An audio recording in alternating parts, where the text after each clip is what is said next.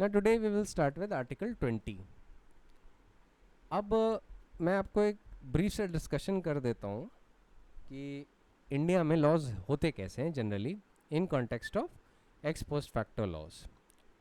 ठीक है, देखिए आर्टिकल 20 का जो क्लॉज 1 है, it provides the protection against an ex post facto law, है ना. अब पहले ये समझ लीजिए कि इंडिया में लॉज का क्या सीन है, क्रिमिनल लॉज का क्या सीन है.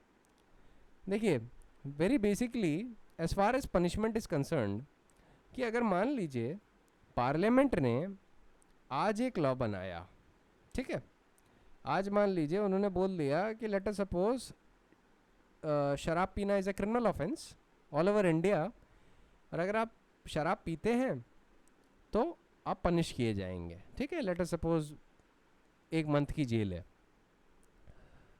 अब आप जानते हैं कि जनरल रूल ये है कि अगर आज लॉ बना है तो जिस दिन से वो लॉ फोर्स में आता है, जिस दिन से वो नोटिफाई होता है, जब फोर्स में आता है तो उस दिन से लॉ ऑपरेटिव होगा. ठीक है, उससे पहले की एक्ट को नहीं पनिश कर सकता. ये जनरल रूल है, आप जानते होंगे, वेरी सिंपल है ना. लेकिन एक्स पोस्ट फैक्टो लॉ ऐसा नहीं होता. एक्स पोस्ट फैक्टो एक लैटिन एक्सप्रेशन है, इसका मतलब होता है out of the aftermath. X post facto law एक ऐसा लॉ होता है जो रेट्रोस्पेक्टिव इफेक्ट से किसी कमिटेड एक्ट को जो उस वक्त प्रोहिबिटेड बाय लॉ नहीं थी उसको पनिश करता है. ठीक है, let me explain you this with a way of N illustration. अब आप जानते हैं 304B जो आईपीसी में है वो इनैक्ट हुआ था 19 नवंबर 1986 को. तो आईपीसी में एक नया सब्सटैंशिव ऑफेंस ऐड हुआ था, है ना.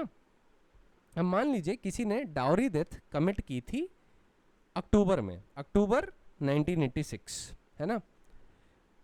इस 304B के आने के ठीक 1 महीना पहले, तो क्या 304B का जो प्रोविज़न है वो क्या यूज़ किया जा सकता है ऐसे पर्सन के खिलाफ जिसने डाउरी डेथ कमिट की है 19 अक्टूबर 1986 को. याद रखिएगा डाउरी डेथ इनैक्ट हुई है 19 नवंबर 1986 को.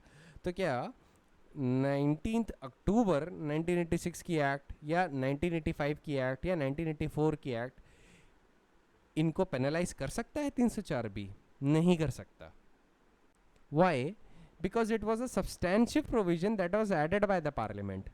और criminal law ex post facto नहीं हो सकता क्योंकि आर्टिकल 21 जो है, सॉरी नॉट आर्टिकल 21, आर्टिकल 20 जो है उसका क्लॉज 1 प्रोटेक्शन प्रोवाइड करता है एक्स पोस्ट फैक्टो लॉ के कॉन्टेक्स्ट में. ठीक है,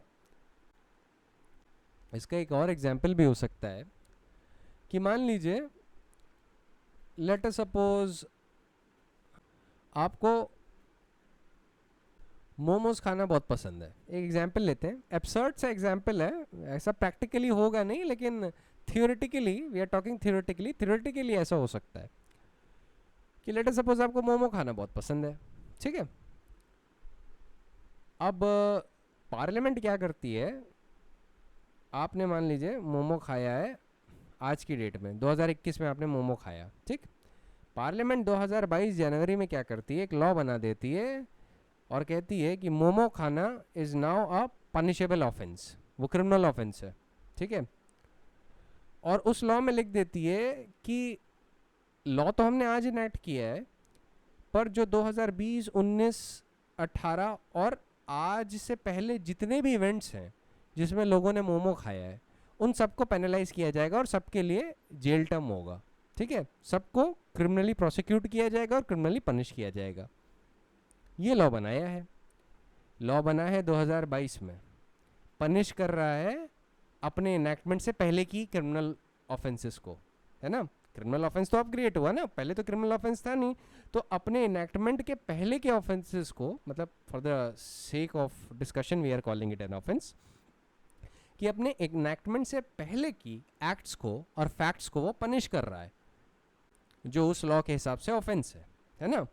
तो जब वो उनको पेनलाइज कर रहा है तो ऐसा लॉ एक एक्स पोस्ट फैक्टो लॉ है. ठीक है, तो आर्टिकल 20 का क्लॉज 1 तुरंत अप्लाई कर जाएगा ऐसी सिचुएशन में।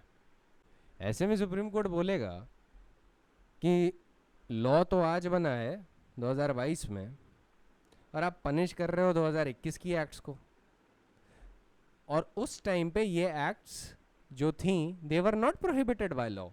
तो ऐसी सिचुएशन में ये law ex post facto law है एंड आर्टिकल 20 का clause 1 is operative. It provides a protection against such an ex post facto law. एक चीज़ ध्यान रखिएगा, एक्स पोस्ट फैक्टो लॉ का जो प्रोटेक्शन है सिर्फ क्रिमिनल लॉ के कंटेक्स्ट में है, सिविल लॉ के कंटेक्स्ट में नहीं है। अभी मैं केस लॉज डिस्कस करूंगा, बताऊंगा, आपको समझ में आ जाएगा। ठीक है, now let us read article 20 clause 1। It says no person shall be convicted of any offense except for violation of a law in force at the time of commission of the act charged as an offense, nor be subjected to any penalty greater than that which might have been inflicted under the law in force at the time of commission of the offense। अब article 20 का जो clause 1 है इनको दो part में divide कर सकते हैं। ठीक है, देखिए जो पहला पार्ट है वो कहता है कि no person is to be convicted of an offense except for violation of a law in force at the time of commission of the act charged as an offense। What it simply means is that a law enacted later making an act done earlier which was not an offense when done, and the later act makes it an offense, that will not make a person liable for being convicted under such subsequent enactment. ठीक है, मतलब वही बात है कि जो law बाद में आया है और वो एक इनोसेंट एक्ट को जो पास्ट में कमिट की गई है उसको पेनलाइज कर रहा है। तो ऐसी सिचुएशन में आर्टिकल 20 का जो क्लॉज 1 का फर्स्ट पार्ट है वो ऑपरेटिव हो जाएगा। So hence an immunity is provided to the person from being tried for an act under a law enacted subsequently which makes the past act unlawful। This means that if an act is not an offense on the date of its commission, a law enacted in future cannot make it penal। ठीक है, basically मेरे कहने का ये मतलब है कि मान लीजिए फ्यूचर में कोई लॉ ऐसा है वो इनैक्ट होता है और वो क्या करता है कि किसी स्पेसिफिक एक्ट को जो पास्ट में ऑफेंस नहीं है उसको बाद में ऑफेंस बना देता है। ठीक है, तो वो जो लॉ है ना फिर वो सब्सिक्वेंट इवेंट्स पे अप्लाई करेगा, उस लॉ के एनैक्टमेंट के बाद के इवेंट्स पे अप्लाई करेगा, पास्ट ट्रांजैक्शंस या पास्ट इवेंट्स पे नहीं। ठीक है, तभी जो एक्सप्रेशन लॉ इन फोर्स है वो यूज किया गया है आर्टिकल 20 के क्लॉज 1 पे। अब सवाल उठता है कि what do you mean by the word offence. See, अब कॉन्स्टिट्यूशन ने तो ऑफेंस डिफाइन नहीं किया, तो कहाँ से हम डेफिनेशन लेंगे? हम लेंगे section 3 subsection 38 of general clauses act. और जनरल क्लॉजेज एक्ट ऑफेंस को ऐसे डिफाइन करती है, any act or omission made punishable by law for the time being in force. याद रखिएगा, जब किसी भी एक्ट में आपको डेफिनेशन ना मिले तो आप जनरल क्लॉजेज एक्ट को रेफर करिए। ठीक है, अब दूसरा पार्ट क्या है? What is the second part of Article 20 Clause 1? The second part is that it is immunizing a person from a penalty greater than that what he might have incurred at the time of committing the offense. So what do I mean by that? Let us suppose X committed an offense in 1947 under Prevention of Corruption Act, when the prescribed punishment for the act was imprisonment or fine or both. Let us suppose by an amendment of law the punishment was further enhanced by subsequent amendment of law. Let us suppose in 1949. Now this subsequent enhancement of punishment could not be applicable to the offense committed in 1947 because of the prohibition contained in second part of Article 20 Clause 1. Second part क्या कहता है? Nor be subject to a penalty greater than that which might have been inflicted under the law in force at the time of commission of offense. यही reason है कि जब Nirbhaya rape case हुआ था, ठीक है, तो 2013 की क्रिमिनल लॉ अमेंडमेंट एक्ट आई थी जिसने जो ऑफेंसेस अगेंस्ट वुमेन थे उनको काफ़ी स्ट्रिक्ट कर दिया, इनहेंस पनिशमेंट दे दिया। बट जो अक्यूज्ड थे, वो जो बाद में फिर कन्विक्ट हुए और उन्हें हैंग भी किया गया, उन पे वो नए लॉज नहीं अप्लाई किए थे, क्योंकि वो जो नए लॉज थे और जो इनहेंस्ड पनिशमेंट था वो उन पे इसलिए नहीं अप्लाई हो सकता क्योंकि आर्टिकल 20 का क्लॉज 1 उनके प्रोटेक्शन में आ रहा था। ठीक है, तो ये याद रखिएगा। जो सेकंड पार्ट है वो इनहेंस्ड पनिशमेंट को रोकता है। अब आप सोच रहे होंगे कि क्या कम पनिशमेंट अगर सब्सिक्वेंट इनैक्टमेंट कर रही है तो क्या वो भी आर्टिकल 20 का क्लॉज 1 रोकेगा? The answer is no. Beneficial provisions को आर्टिकल 20 का क्लॉज 1 नहीं रोकता, ये सिर्फ एनहांसमेंट को रोकेगा।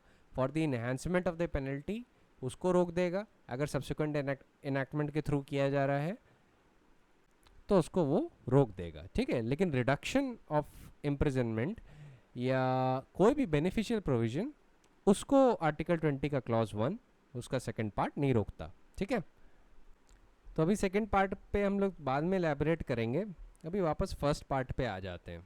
ठीक है, पहले पे तो इस पे पहला केस लॉ जो है वो ये है, उसका नाम है Hathi Singh manufacturing company versus union of India, AIR 1960 supreme court page number 923।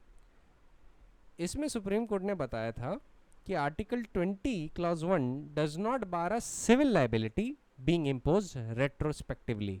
ये मैं बता ही चुका हूँ अभी, लेकिन मैं केस लॉ के थ्रू आपको बता रहा हूँ।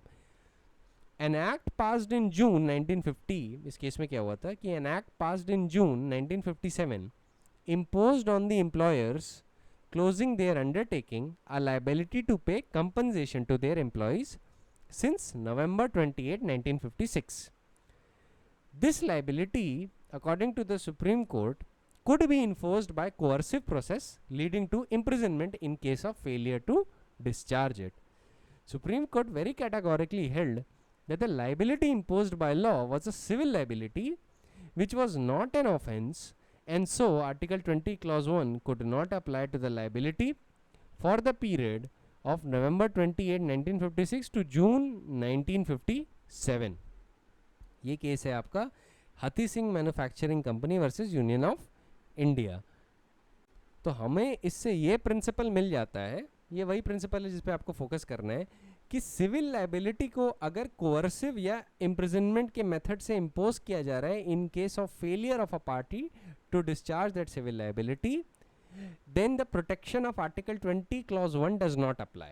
ठीक है, याद रखिएगा, immunity of Article 20 Clause 1 extends only against the punishment by courts for a criminal offense under an ex post facto law, and it cannot be claimed against a preventive detention, or it cannot be claimed against any law which imposes a civil liability with retrospective effect, notwithstanding that it is providing for coercive measures for the enforcement of that civil liability. ठीक है, ऐसे ये भी है कि tax जो है retrospective effect से इन्फोर्स किया जा सकता है, और आप जानते हैं वो टैक्स अगर आपने नहीं दिया तो उसके लिए इम्प्रिजनमेंट भी हो सकता है। ठीक है, हैवी फाइन्स भी उसके लिए हो सकते हैं। तो इन सब चीज़ों के लिए जान लीजिएगा कि सिविल लाइबिलिटी के कंटेक्स्ट में you have no such protection of Article 20 Clause 1. दूसरा क्या है, एक चीज़ पे और गौर करिए कि आर्टिकल 20 का क्लॉज 1 क्या कहता है, no person shall be convicted. Convicted शब्द पे गौर करिए। इट मीन्स कि जो आर्टिकल 20 का क्लॉज 1 है वो आपको सिर्फ कन्विक्शन या सेंटेंस के खिलाफ प्रोटेक्शन दे रहा है। ठीक है, so what is prohibited under Article 20 Clause 1 is only the conviction or the sentence, but not the trial. Trial bar नहीं है। किसी भी एक्स पोस्ट फैक्टो लॉ में अगर मान लीजिए एनैक्टमेंट हुआ है उसका, तो उसका ट्रायल नहीं बार कर रहा article 20 clause 1। What it is barring is only the conviction और सेंटेंस। ठीक है, वैसे ही आर्टिकल 20 का क्लॉज 1 आपको कोई भी वेस्टेड राइट प्रोसीजर में नहीं देता है। याद रखिएगा, एक प्रिंसिपल है लॉ का कि nobody has a vested right in procedure. ठीक है, तो मान लीजिए अगर सब्सिक्वेंट एनैक्टमेंट आपका केस क्रिमिनल कोर्ट से मान लीजिए किसी दूसरी कोर्ट को ट्रांसफ़र कर देती है कि अब से उस स्पेसिफिक टाइप के केसेस एक नई तरीके की कोर्ट्स जो इनैक्टमेंट बना रही है वो देखेंगे, ये और उसका एक डिफरेंट प्रोसीजर है, तो आप ये नहीं कह सकते कि आपके आर्टिकल 20 के क्लॉज 1 का वायलेशन हुआ है। आर्टिकल 20 का clause 1 will only apply in the case of conviction, ठीक है। It does not bar the trial, neither does it bar a change of procedure और अ चेंज ऑफ फोरम और venue, ठीक है। इस पे आपका लोकस क्लासिकस है Shiv Bahadur versus Vindhya Pradesh, AIR 1953, supreme court, page number 394. So always remember, nobody has a vested right in procedure, nobody has a vested right in a rule of evidence, nobody has a vested right in the venue, मतलब forum जहाँ पे आपका matter सुना जाएगा। मान लीजिए जिस criminal court या क्लास ऑफ कोर्ट आपका केस सुन रहे थे, बाय सब्सिक्वेंट इनैक्टमेंट वो क्लास ऑफ केसेस किसी दूसरे ट्राइब्यूनल या कोर्ट को दे दिए गए हैं, तो आप ये नहीं कह सकते आर्टिकल 20 के क्लॉज 1 का वायलेशन हुआ है, ठीक है। Be very particular on that. अब इस पे जरा मैं Shiv Bahadur versus state of Vindhya Pradesh का जरा ऑब्जर्वेशन पढ़ देता हूँ आपके लिए। Supreme court said that article 20 prohibits only conviction or the sentence under an ex post facto law and not the trial thereof. Such a trial under a procedure different from what obtained at the time of offence or by a court different from that which had competence at the time cannot ipso facto be held to be unconstitutional. The expression law in force under Article 20 means a law which was in fact in existence and in operation at the time of commission of offence. Or in other words, then existing law and does not include a law which by subsequent legislation has been deemed to be in force at that time, ठीक है। अब ये जो case मैंने भी आपको बताया, ये एक और चीज़ पे लोकस क्लासिकस है कि it is that article 20 is taken to prohibit all convictions or subjections to penalty after the constitution in respect of ex post facto law, whether the same was a post constitutional law or a pre constitutional law. Basically एक argument होता है इस case में कि क्योंकि constitution के बाद आपको आर्टिकल 20 मिला है, तो आर्टिकल 20 का प्रोटेक्शन जो है ना सिर्फ उन लॉज के लिए होना चाहिए जो कॉन्स्टिट्यूशन प्रोमलगेट होने के बाद आए हैं, ठीक है।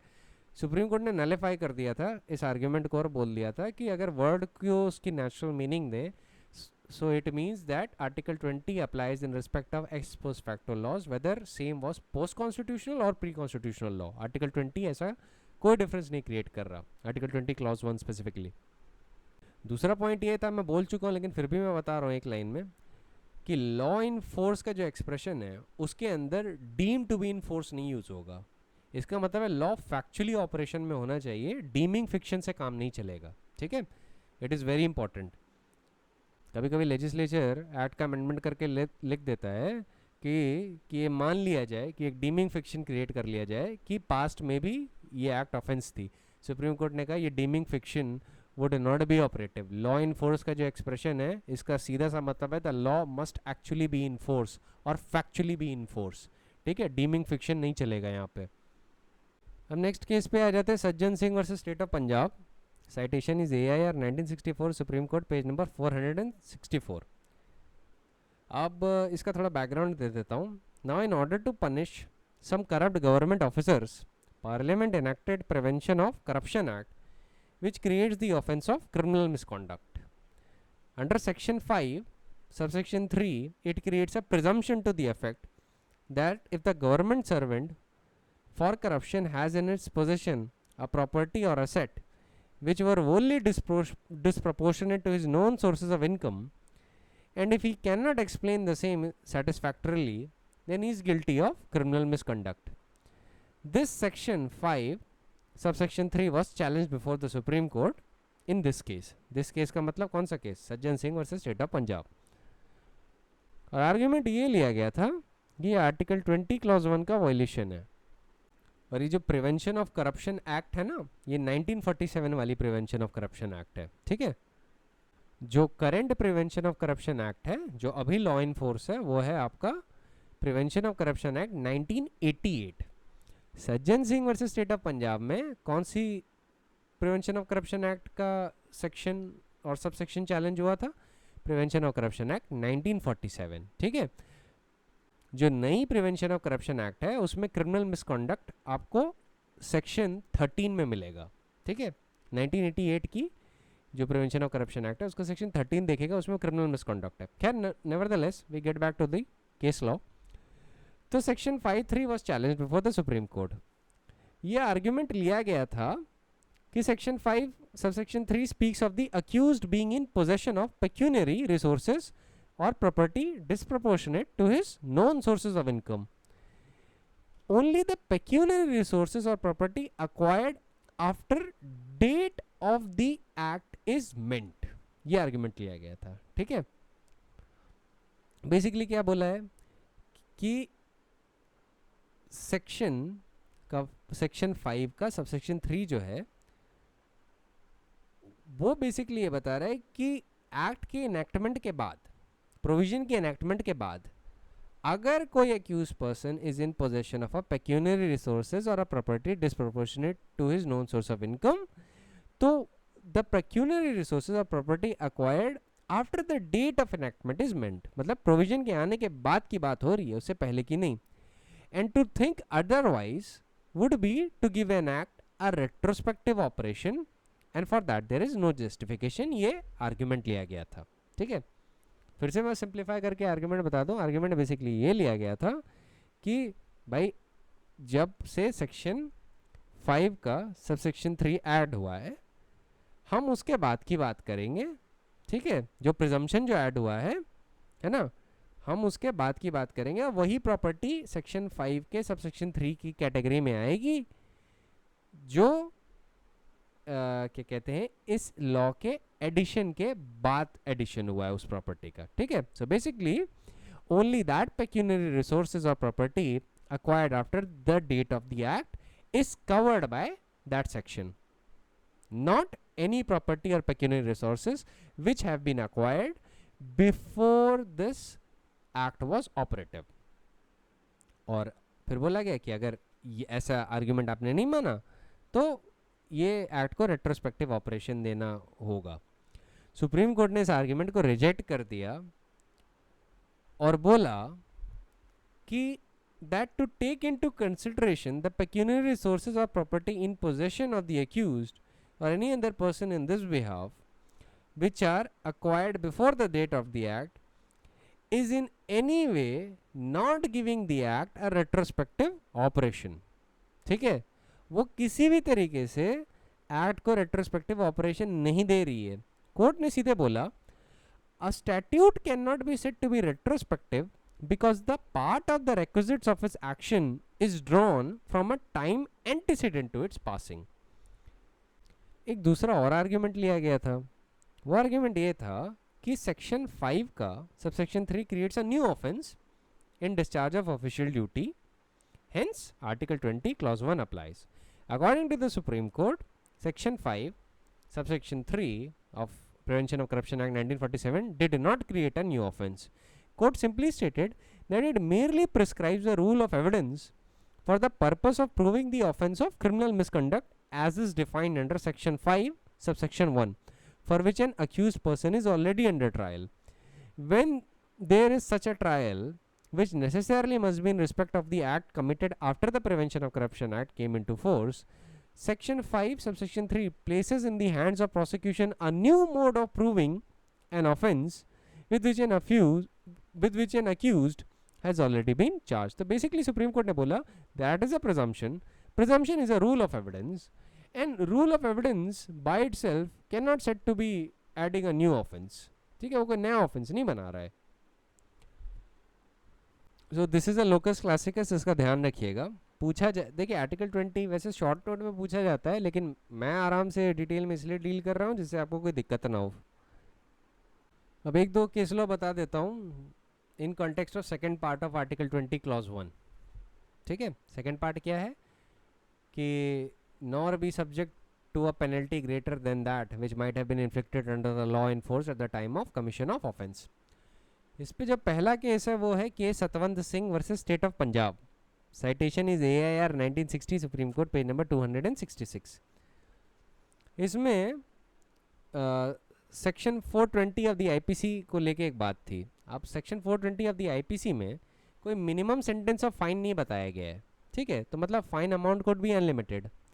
पर बाद में 1943 में एक ऑर्डिनेंस के जरिए एक मिनिमम अमाउंट ऑफ फाइन बता दिया गया कि इतना तो कोर्ट को इम्पोज करना ही करना होगा on a person convicted under section 420. Supreme court ने हेल्ड किया कि article 20 clause 1 was not infringed by the trial of the accused person under that section because ordinance imposes the minimum penalty prescribed by it. तो इसका मतलब ये नहीं है कि it is importing a greater penalty than that which could have been inflicted under the section as was already there. Basically Supreme Court is saying कि 420 में unlimited amount of fine हम दे सकते थे, है ना. अब ऑर्डिनेंस आया, ऑर्डिनेंस ने कहा कि मिनिमम इतना लगाना है. तो आर्टिकल 20 के क्लॉज 1 का सेकंड पार्ट क्या कहता है कि ग्रेटर पेनल्टी नहीं दे सकते. तो ग्रेटर तो पेनल्टी दे ही नहीं रहे ना हम, तो मिनिमम वहाँ पे अमाउंट इम्पोज कर दिया गया है. जब अनलिमिटेड फाइन लगा सकते हैं तो अनलिमिटेड लगा सकते हैं. Ordinance only fixed a minimum amount, not the maximum amount. So that is not a violation of article 20 clause 1. Taxing statute को लेके एक केस लॉ ले लीजिए. ये है Shivdutt Rai Fatehchand versus union of India. Citation is AIR 1994 supreme court page number 1194. इसमें supreme court ने बहुत कैटेगोरिकली बोल दिया था कि इम्पोजिंग और increasing a penalty with retrospective effect for violation of a taxing statute does not infringe article 20 clause 1. क्योंकि taxing statute civil liability से डील करती है. तो अगर उसमें कोई कोअर्सिव मेथड है, चाहे इम्प्रिजनमेंट ही क्यों ना हो, वो अगर रेट्रोस्पेक्टिव इफेक्ट से है तो that does not violate article 20 clause 1. Reason supreme court ने ये दिया कि article 20 contemplates proceeding in the nature of criminal proceedings and does not apply to the proceedings under the sales tax law which have a civil sanction and are of a revenue nature. The word penalty in Article 20 Clause 1 does not include a penalty under a tax law levied by departmental authorities for violation of statutory provision. A penalty imposed by such an authority is only a civil liability, though penal in character. Article 20 Clause 1 applies when a punishment is imposed for offences through a criminal prosecution. ठीक है. अब एक चीज इसमें मैं थोड़ा आपको बता दूं, अगर क्रिमिनल प्रोसिक्यूशन टैक्स लॉ में भी हो रहा है, ठीक है, तब भी आर्टिकल 20 का क्लॉज 1 अप्लाई करेगा. लेकिन अगर टैक्सिंग स्टैट्यूट कोई सिविल लाइबिलिटी को लेके बात कर रही है कि हमारी सिविल लाइबिलिटी है, उस सिविल लाइबिलिटी को इन्फोर्स करवाने के लिए लेजिस्लेचर ने उसमें इम्प्रिजनमेंट या कोर्सिव मेजर्स डाल दिए, तो वो आर्टिकल 20 के क्लॉज 1 का वायलेशन नहीं करेगा. ठीक है. अब टैक्स में भी कई ऐसे प्रोविजन है जो प्योर क्रिमिनल इन नेचर है, प्योर क्रिमिनल इन नेचर है. They are not there for enforcement of a civil liability in criminal form. वो प्योर क्रिमिनल प्रोविजन है, तो उनको तो छोड़ दीजिए, उनको लेके आर्टिकल 20 का क्लॉज 1 अप्लाई कर जाएगा. लेकिन जो भी टैक्सिंग स्टैट्यूट और टैक्स लॉस, अक्सर आप उसी में पाएंगे कि कई प्रोविजंस ऐसे हैं जो सिविल लाइबिलिटी को इम्पोज कर रहे हैं. ठीक है. They are imposing civil liability through a criminal form. वहां पे आर्टिकल 20 का क्लॉज 1 नहीं लगता है. अब एक केस लॉ और ले लीजिए. यह अथॉरिटी है उस प्रोपोजिशन में जो मैंने अभी आपको बताया था कि accused would have the benefit of retrospective or retroactive criminal legislation which reduces the punishment of an offense. ठीक है. इस पे केस लॉ है Ratan Lal versus state of Punjab. Citation is AIR 1965 supreme court page number 444. अब इसमें a boy of 16 years was found guilty of an offense when and was awarded rigorous imprisonment of 6 months and also a fine on 31st May 1962.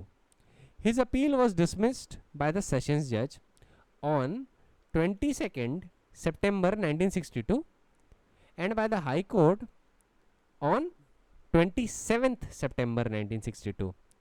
The Probations of Offenders Act came into force on 1st September 1962. No plea was taken before the High Court that the boy should have been given the benefit of the Act. Later he filed an appeal in the Supreme Court by a special leave petition, and it was argued that he should be given benefit of the act. The government, on the other hand, argued that the act is not retrospective and the offence was committed much before the act came into force.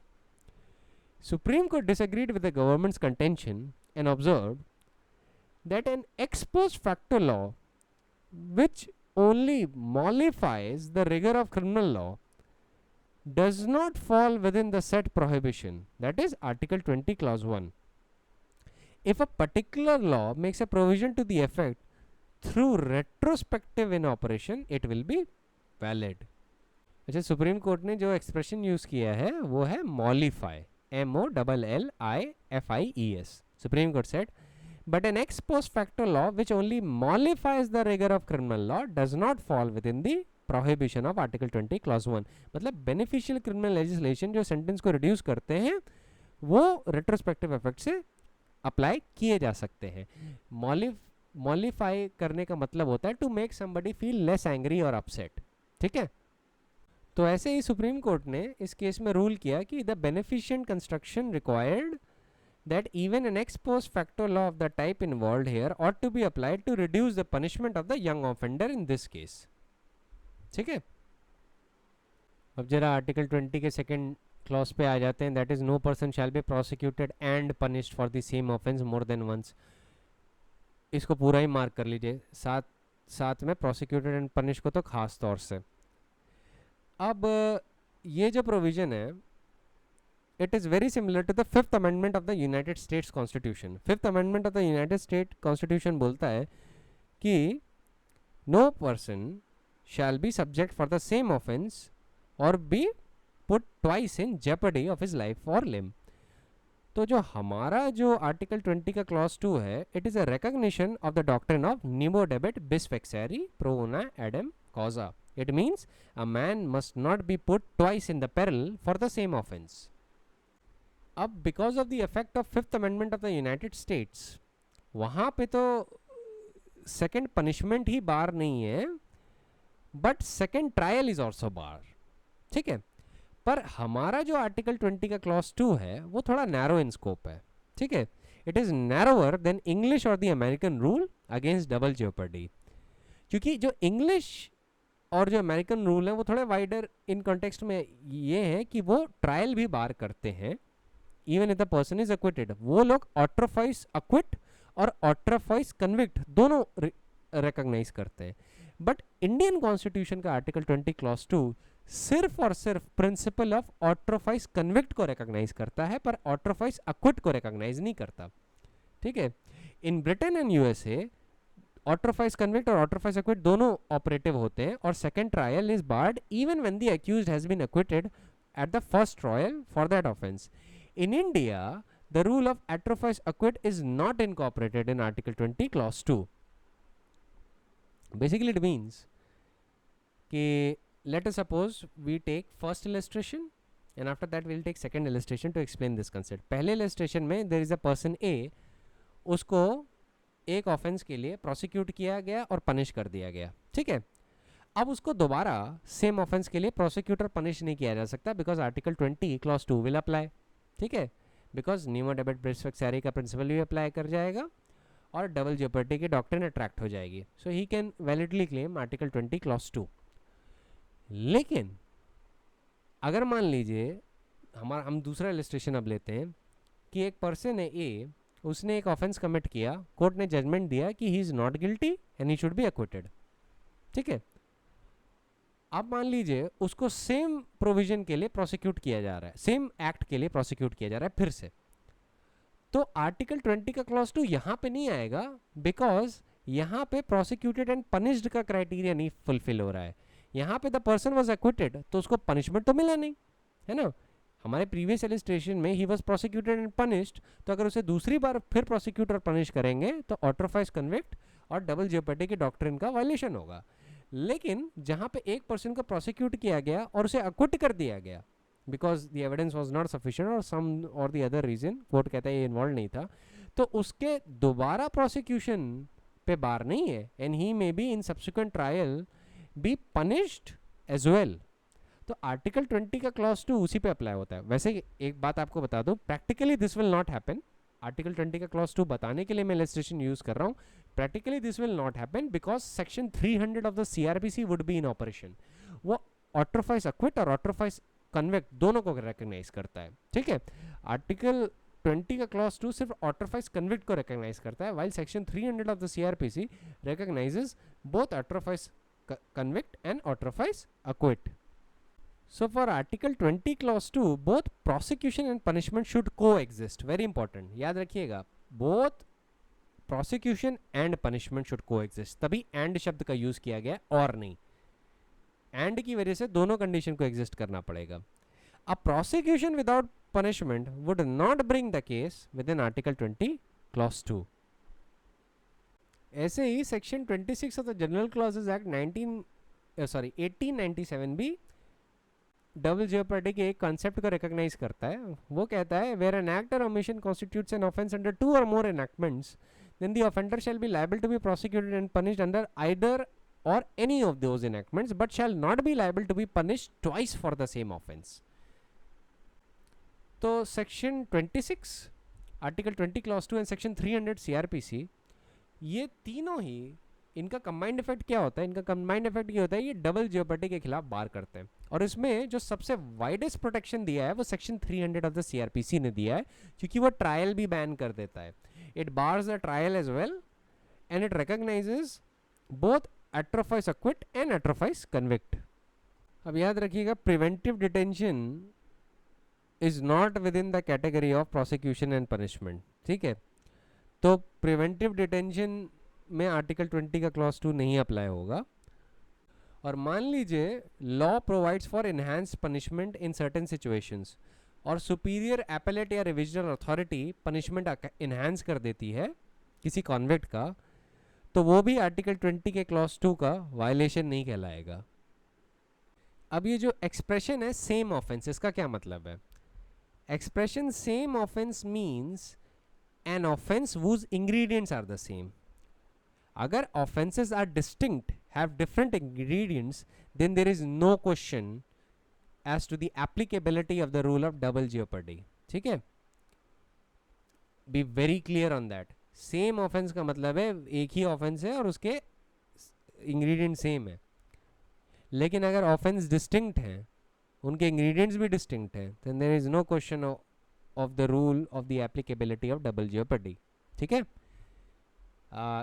एक थोड़ा basic सा general test ये है कि अगर if an act is punished by different sections or different enactments, ठीक है, then the offenses are not the same. Same नहीं है, अलग अलग है वो.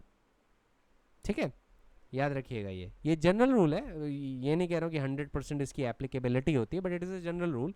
अगर मान लीजिए कि कोई ऑफेंस है, let us take an example of grievous hurt. अब ग्रीवियस हर्ट के अंदर हर्ट भी आता है, क्या कहते हैं, हो सकता है 352 भी है, हो सकता है हर्ट करने से पहले किसी ने क्रिमिनल इंटिमिडेशन भी दिया हो. तो ये अलग अलग ऑफेंसेस हैं, अलग अलग सेक्शंस में पनिशेबल हैं और इनके अलग अलग इंग्रेडिएंट्स हैं. तो यहाँ पे डबल जेओपर्डी का रूल नहीं आता, ठीक है. लेकिन अगर कि कोई ऐसी जगह है कि लेट अस सपोज एक फैक्ट और सर्कमस्टेंसेस में किसी पर्सन को 325 ऑफ द आईपीसी में पनिश कर दिया गया है, that is conviction for grievous hurt, तो अब उसको सिमिलर फैक्ट्स पे 325 पे कन्विक्ट नहीं किया जा सकता, ठीक है, फॉर द सेम ऑफेंस. वहाँ पे ऑफेंस सेम हो जाएगा क्योंकि एक बार पहले भी उसे कन्विक्ट किया गया था सेम फैक्ट सेम सिचुएशन के लिए, सेम विक्टिम के कॉन्टेक्स्ट में, और उसी प्रोसिक्यूशन को दोबारा दोहरा के उसे पनिश नहीं किया जा सकता. ये नहीं कर सकते कि एक ही प्रोसिक्यूशन बार बार दोहरा रहे हैं. So let us suppose a person is convicted, prosecuted and convicted on one set of facts. Conviction में उसने सेंटेंस झेल लिया, सेंटेंस करके बाहर आया, वही जो प्रोसिक्यूशन है वो दोबारा चला दिया गया सेम सेट ऑफ फैक्ट्स पे, ठीक है. तो in this situation the rule of double jeopardy will apply, ठीक है. पर ध्यान रखिएगा, इसका मतलब ये मत निकाल लीजिएगा कि लेट अस सपोज कि हम आपको कन्विक्शन का बता रहे हैं तो आप ये समझ लें कि किसी भी पर्सन के खिलाफ फिर वो 325 कमिट कर सकता है. नहीं, ऐसा नहीं है. सेम पर्सन, सेम इंग्रेडिएंट और सेम फैक्टर सर्कमस्टेंसेस में वो रूल अप्लाई करेगा, ठीक है. वो रूल तब नहीं अप्लाई करेगा तो क्योंकि तब न्यू फैक्ट्स क्रिएट हो जाएंगे ना, तब डबल जेओपर्डी का सवाल नहीं उठता. लेट अस सपोज कि ए commits the offense of grievous hurt against B, ठीक, and then is prosecuted and punished. Subsequently, he cannot be penalized for the same fact and circumstances again in the court of law. He cannot be subsequently prosecuted and punished for the same act of which he has already been punished before. तो double jeopardy का rule attract हो जाएगा. But if A were to after he comes out of the jail he grievously hurt C, तो उसको फिर prosecutor punish किया जा सकता है. इसका मतलब ये मत निकाल लीजिएगा कि उसको 325 में कभी कन्विक्ट नहीं किया जा सकता. वहाँ पे फैक्टर सर्कमस्टेंसेस डिफर कर जाते हैं. ठीक है, आप में से कुछ लोग को ये प्रोपोजिशन लग रहा होगा कि इसको बताने की भी ज़रूरत नहीं है, बट ट्रस्ट मी ये ज़रूरी होता है. कुछ लोग क्या कहते हैं गलत मीनिंग भी निकाल सकते हैं. That is why the clarification is essential. अब एक केस ला बताने दीजिए. केस का नाम है state of Bombay versus SL. Apte. Citation is AIR 1961 Supreme Court page number 578. In this case, Supreme Court explained this concept जो अभी मैं आपको समझा रहा हूँ कि the same set of fact in some cases can constitute offences under two different laws, and an act or omission can amount to and may constitute an offence under IPC and at the same time may constitute an offence under any other law. तो supreme court ने उसी context को समझाने के लिए बोला कि to operate as a bar, the second prosecution and the consequential punishment thereunder must be for the same offence. The crucial requirement therefore for attracting the article that the offences are same is that they should be identical. If however the two offences are distinct, then notwithstanding the allegations of fact in two complaints might be substantially similar, the benefit of the ban cannot be invoked. It is therefore necessary to analyze and compare not the allegations in the two complaints but the ingredients of the two offences and to see whether the identity is made out. So very clearly understand that the bar under Article 20 clause 2 is attracted when the prosecution and punishment is in context of the same offence. ठीक है, लेकिन अगर कोई दो distinct या separate offence है with different ingredients तो double punishment नहीं बार्ड होगा. वैसे आप्टे में क्या हुआ था, ये जो केस लॉ है ना state of Bombay versus SL. Apte, इसमें क्या हुआ था कि a person was convicted under 409 of the IPC for criminal breach of trust. he was later prosecuted on the same facts under 105 of the section 105 of the insurance act. Same ingredients थे उस offence के भी 105 of the insurance act के और 409 में. वो जो same set of facts थे वो दो ऑफेंसेस में फॉल कर रहे थे. 409 of the IPC that is criminal breach of trust by a public servant और 105 ऑफ द इंश्योरेंस एक्ट में. सुप्रीम कोर्ट ने बोला कि इस latter prosecution under section 105 of the insurance act would not be barred under Article 20 clause 2 because the ingredients of the two offences are different. Court emphasized that the crucial requirement for attracting Article 20 clause 2 is that the offences are the same, that is that they should be identical. If the two offences are distinct, then notwithstanding that the allegations of fact in the two complaints are substantially similar, the benefit of the ban cannot be invoked. ध्यान रखिएगा, same set of fact can rise to different offenses and different sections under different enactments. ठीक है, जैसे हमारे case में यहाँ पे इन भाई साहब ने क्रिमिनल ब्रीच ऑफ ट्रस्ट किया था 409 आईपीसी में भी जा रहे थे और section 105 of the insurance act भी इनके खिलाफ अप्लाई कर रहा था. अब इन्होंने कहा था कि देखिए 105 के लिए मत प्रोसिक्यूट करिए, 409 में मैं ऑलरेडी पनिश हो चुका हूँ, तो ये डबल जेपर्डी. सुप्रीम कोर्ट ने बोला यहाँ पे डबल जेपर्डी का सवाल ही नहीं उठता क्योंकि उसके एप्लीकेशन के लिए ऑफेंसेस को सेम होना चाहिए. मतलब they should be the prosecution and the offence should be identical. अगर ऑफेंसेस डिस्टिंक्ट हैं, डिफरेंट इंग्रेडिएंट्स हैं और या डिफरेंट इनैक्टमेंट्स में पनिशेबल हैं, then it won't be applicable. ऐसा ही सवाल उठा था Leo Roy Frey versus superintendent district jail AIR 1958 supreme court page number 119. इसमें क्वेश्चन ये था कि क्या crime and the offense of conspiracy to commit that crime are different offenses. अब इस केस में ये जो petitioner थे, he was found guilty of an offense under section 107 of C Customs Act 1878 and was punished. उसके बाद he was also prosecuted for criminal conspiracy under section 120B of IPC. Supreme court ने बोला कि second prosecution board नहीं है क्योंकि offence same नहीं है. Supreme court said that the offence of conspiracy to commit a crime is an offense separate from the crime itself, which is the object of conspiracy, because the conspiracy precedes the commission of the crime and it is complete before the crime is attempted or committed. Equally, the crime attempted or completed does not require the element of conspiracy as one of its ingredients. The two are separate offenses. Accordingly, punishment of one therefore does not bar punishment for the latter or the other. वैसे ये case था 2009 में report हुआ supreme court cases में. उसका नाम है Jitendra Panchal versus narcotics control bureau, 2009 volume 3 supreme court cases, page number 57. वहाँ पे द अक्यूज पर्सन और अब कन्विक्ट हो गया था. He was convicted in USA under its drug laws. ठीक है, उन्हीं सेट ऑफ फैक्ट्स पे he was tried in India under narcotic drugs and psychotropic substances act 1985. इन्होंने डबल जेओपर्डी का ग्राउंड लिया.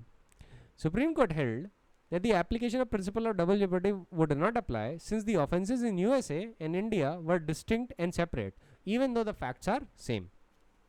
ठीक,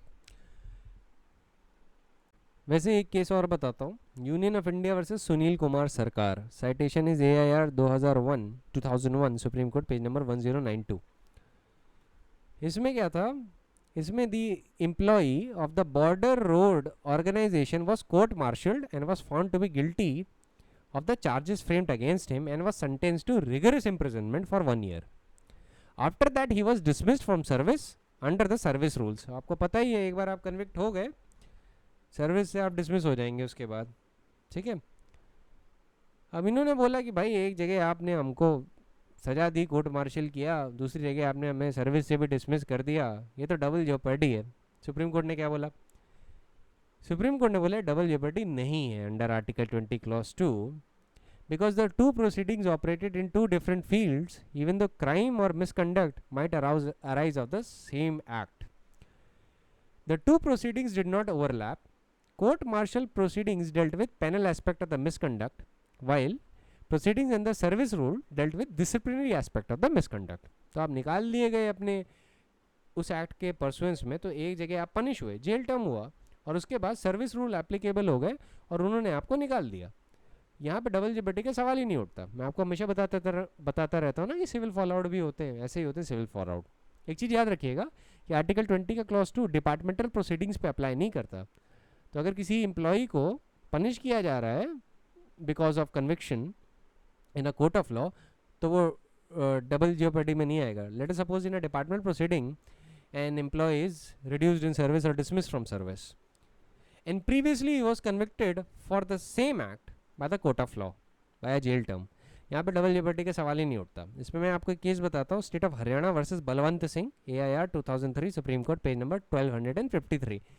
Supreme Court said that Article 20 Clause 2 does not apply to departmental proceedings, and an employee punished by reduction of pay because of rash and negligent driving can subsequently be dismissed from service upon his conviction by the criminal court in respect of the same incidents. ठीक है, अच्छा इसका reason क्या है, why departmental proceedings and administrative proceedings इसकी category में क्यों नहीं आती? देखिए रीज़न बड़ा सिंपल सा है. आर्टिकल 20 का क्लॉज 2 जिस वर्ड का यूज़ करता है वो है प्रोसिक्यूशन. ठीक है, and the prosecution word indicates that the proceedings are of criminal nature और कोर्ट ऑफ लॉ के सामने. बहुत इंपॉर्टेंट है, प्रोसिक्यूशन सिर्फ कोर्ट ऑफ लॉ के ही सामने होता है. ठीक है, ध्यान रखिएगा. Prosecution is always before the court of law और a judicial tribunal constituted by law to decide the matters in controversy judicially on evidence and on oath which it must be authorized by law to administer and not before a tribunal which entertains departmental or administrative inquiry even though set up by the statute. ठीक, याद रखिएगा, very important, कि जो prosecution है it is before a court of law या judicial tribunal where the tribunal constituted or the court decides the matter in controversy judicially on evidence on oath which it is authorized by law to administer. ठीक, these are the necessary elements of our prosecution. And Article 20 clause 2 will not apply to a tribunal which entertains merely departmental or administrative inquiry, even though set up by the statute, but not required to proceed on legal evidence given on oath.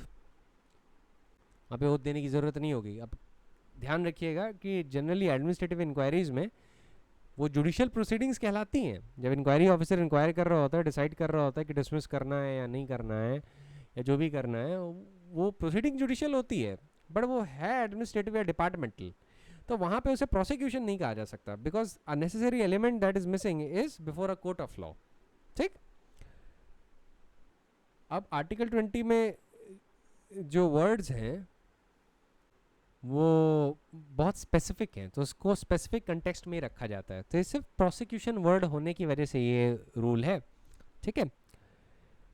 तो अब देखिए, आपको court of law या judicial tribunal वहाँ पे दिखता तो नहीं है, लेकिन सुप्रीम कोर्ट ने ऐसे ही रीड किया है. ठीक है. इट हैज़ रेड दैट बाकायदा कि उसमें कोर्ट ऑफ लॉ या जुडिशियल ट्राइब्यूनल आ जाएगा, even though article 20 does not specifically mentioned it. However keep in mind कि प्रोसिक्यूशन होना चाहिए, और प्रोसिक्यूशन कोर्ट ऑफ लॉ के सामने होता है या किसी ऐसे जुडिशियल ट्राइब्यूनल के सामने where it is required by law to decide the matters in controversy judicially on evidence and on oath which must be authorized by law to administer. ठीक है. Always remember yes, if a civil servant is dismissed from government service on the ground of his misbehavior after departmental inquiry, his later prosecution on the same charges which had earlier been inquired into and for which he was punished by dismissal would not be barred by Article 20 Clause 2. Inquiry could not be regarded as a prosecution for a criminal offence, and so Article 20 Clause 2 would not apply. Departmental inquiry does not bar a later prosecution and punishment in the court of law. इस पे बहुत classic authority है. ऐसे Venkataraman versus union of India, AIR 1954, supreme court, page number 375. ठीक है. इसी case में supreme court ने बड़ा कैटेगोरिकली बोला था कि to invoke the protection of article 20 clause 2 there must have been both prosecution and punishment in respect of the same offence. Words prosecuted and punished are to be taken not distributively or disjunctively so as to mean prosecuted or punished, but both should be read together as conjunctively, matlab prosecuted and punished. Both the factors must coexist in order that the operation of Article 20 Clause 2 may be operative. When a departmental inquiry is held against a civil servant under Public Servant Inquiries Act 1850, he is not prosecuted and punished for an offence as contemplated by Article 20 Clause 2. क्योंकि punishment भी court of law के context में और prosecution भी court of law के ही context में. Supreme court ने बड़ा कैटेगरिकली इसी में बोला था कि इंक्वायरी कमिश्नर जो अपॉइंट होता है उस इंक्वायरी एक्ट के अंदर, उसका नेचर क्या है. उन्होंने बोला था कि commissioner appointed under this act has no duty to investigate any offence which is punishable under IPC or Prevention of Corruption Act, and he has absolutely no jurisdiction to do so. Subject matter of the investigation by him is the truth or otherwise of the imputation of misbehavior made against the public servant, and it is only instances of misbehavior that the several articles of charge are investigated, upon which the disciplinary action might be taken by the government if it so chooses. The opinion that is expressed by the Commissioner after the inquiry is not binding, and this is a mere expression of opinion and lacks both finality and authoritativeness, which are essential test of a judicial pronouncement. Judicial pronouncement में authority होती है और finality होती है, which is lacking everywhere else in the administrative or departmental proceeding. इस case में जो government servant थे, he was prosecuted under section 161 and 165 of IPC. उस टाइम पे एग्जिस्ट करता था, अब तो नहीं है स्टैट्यूट बुक में. अब वो जो सेक्शन है प्रिवेंशन ऑफ करप्शन एक्ट में ट्रांसफर हो गए. ही was tried for those sections and also for section 5 sub section 2 of prevention of corruption act of that time. ठीक है. अभी जो नई प्रिवेंशन ऑफ करप्शन एक्ट है, it deals with the prevention of corruption in public sphere very comprehensively. ठीक है. अब इसी पे दूसरा भी केस है, वो है Maqbool Hussain versus state of Bombay, AIR 1953, supreme court, page number 325. ये लोकस क्लासिकस है. It is a leading case, landmark judgment. In this case a person arrived at an Indian airport from abroad. He was found in possession of gold which was against the law at the time. Action was taken against him by the custom authorities and the gold was confiscated. Later he was prosecuted before the criminal court under Foreign Exchange Regulation Act, and the question was whether the plea of authorized acquit could be raised under Article 20 Clause 2. Supreme Court came to the conclusion that the proceedings before the custom authorities does not constitute as prosecution of the appellant, and the penalty imposed upon him does not constitute as a punishment by a judicial tribunal. In these circumstances, the trial of the petitioner before the criminal court was not barred, and court very authoritatively said that it is clear that in order that the protection of Article 20 Clause 2 is to be invoked by the citizen, there must have been a prosecution and the punishment in respect of the same offence before a court of law or a tribunal required by law to decide the matters in controversy judicially on oath which it is authorized by law to administer, and not before a tribunal which entertains a departmental or administrative inquiry even though set up by the statute but not required to proceed on legal evidence on oath. ये मैं आपको पहले भी बता चुका हूँ, अभी supreme court को कोट कर रहा हूँ. Supreme Court said that every wording of Article 20 and the word used therein, convicted, commission of the act charged as an offence, be subject to penalty, commission of an offence, prosecuted and punished, accused of any offence, would indicate that the proceeding therein contemplate are of a nature which is criminal proceeding before a court of law or a judicial tribunal, and the prosecution in this context would mean an initiation or starting of a proceeding of a criminal nature before a court of law or a judicial tribunal in accordance with the procedure prescribed in the statute which creates the offence and regulates the procedure. Supreme court ने फिर ये बोलते हुए बोला कि जो सी custom authority है तो जुडिशियल ट्राइब्यूनल है नहीं, and judging by that standard confiscation, increasing the rate of duty or penalty under the provision of Sea Custom Act do not constitute a judgment or an order of a court or judicial tribunal necessary for the purpose of supporting the plea of double jeopardy. Therefore, when the custom authority confiscated the gold, the proceeding before them neither constitutes a prosecution of the appellant, nor did the order of confiscation constitutes a punishment inflicted by a court or judicial tribunal on the appellant. तो ये नहीं कहा जा सकता कि he was prosecuted and punished for the same offence with which he was charged. तो criminal court के सामने section 23 of the foreign exchange regulation act में इनका प्रोसिक्यूशन वैलिड है और वहाँ पे डबल जेपर्डी का रूल अप्लाई नहीं हो रहा है.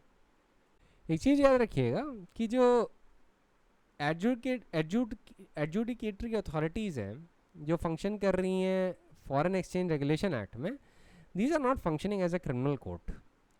उनके सामने की प्रोसीडिंग एडजुडिकेटरी तो होती है नेचर एंड कैरेक्टर, बट वो नहीं क्रिमिनल प्रोसिक्यूशन नहीं कहा जा सकता है, ठीक है, क्योंकि ये authorities adjudicate following the rules of national justice, but वो जजेस ऑफ द क्रिमिनल कोर्ट नहीं है. और ये भी नहीं कहा जा सकता कि वो जुडिशियल ट्राइब्यूनल है या वो कोर्ट ऑफ लॉ है, ठीक है. Merely because somebody has a power to adjudicate upon an issue does not make the proceedings before him a prosecution. ठीक है, इस पे थोड़ा क्लियर रहिएगा. इस पे इसी पॉइंट पे एक और केस है. वैसे केस लॉ का रिप्रोडक्शन इस पॉइंट पे ज़रूरी नहीं है, पर यही जो मैंने अभी कहा इस पे एक और केस है, वो है director of enforcement versus MCTM corporation private limited, AIR 1996, supreme court, page number 1100. आपको हर चीज़ पे केस लॉ बताने की ज़रूरत नहीं. Maqbool Hussain versus state of Bombay ही कोट कर दीजिएगा, उसने भी यही सेम बात कही है. That would be enough. इससे ज़्यादा आपको कुछ बताने की ज़रूरत नहीं.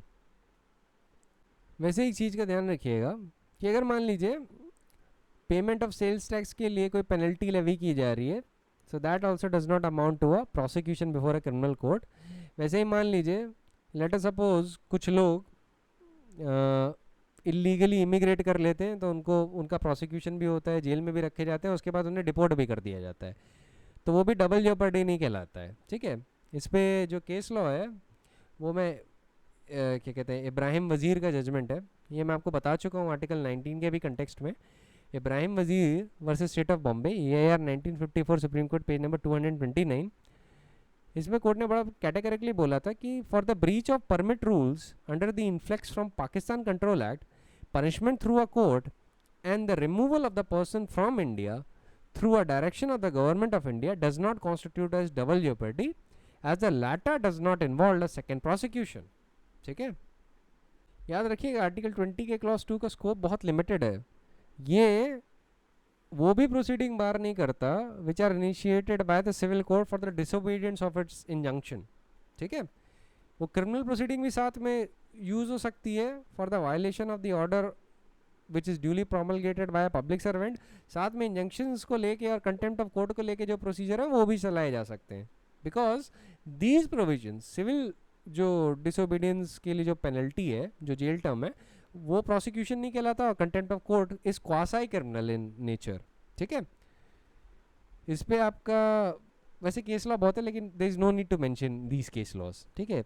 ज़्यादा केस लॉ बता दूंगा, पता चला आप लोग ज़्यादा नोट करने लगे, कंफ्यूज हो गए।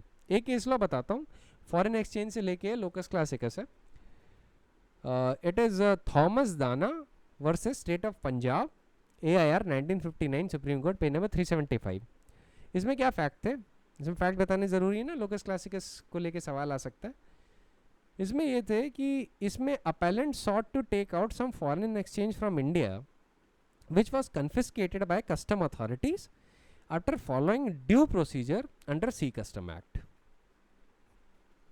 ये फॉरेन एक्सचेंज ले जाना चाहते थे out of India and it was confiscated by custom authorities after following the procedure that was laid down in Sea Custom Act। इनको प्रोसिक्यूट किया गया before a criminal court under the provision of foreign exchange regulation act और sea custom act and he was duly convicted for the offences thereunder. इन्होंने appeal किया High Court में और high court ने इनकी appeal dismiss कर दी। उसके बाद इन्होंने रिट पिटीशन फाइल किया सुप्रीम कोर्ट में against in conviction on the ground article 20 clause 2 barred is prosecution. Supreme court ने डिसमिस कर दिया पिटीशन और बोला कि in imposing confiscation and penalty under sea custom act and FERA the concern authority acts judicially but it is not a court. The proceedings before the officer does not amount to prosecution within the meaning of Article 20 Clause 2. Therefore, the latter prosecution before the criminal court would not be hit by Article 20 Clause 2. I think I have very exhaustively dealt with this proposition that an action taken by a quasi-judicial body does not bar the latter prosecution by a court of law. ठीक है, तो immunity against the second prosecution is codified to a situation and it's confined to a situation where the first proceeding has been before a court of law and the second proceeding for the same offense is again before the court of law। मतलब prosecution and punishment both are before the court of law, ठीक है। इस situation में अगर पहली proceeding quasi judicial body के सामने है और फिर सब्सिक्वेंट प्रोसीडिंग क्रिमिनल कोर्ट के सामने है, तो फिर ऐसा ट्रायल या पनिशमेंट बार नहीं होता, ठीक है। याद रखिएगा the word prosecution in article 20 has been interpreted very restrictively, ठीक है, and it has been narrowed down by the courts to mean only a prosecution before the criminal court. तो आज के लिए हम लोग इतना ही रखते हैं। कल जरा हम लोग सेल्फ इंक्रिमिनेशन से डील करेंगे और आर्टिकल 21 की पुरानी पोजीशन से डील कर लेंगे कल ही, ठीक है। So that is it for today, I will see you tomorrow.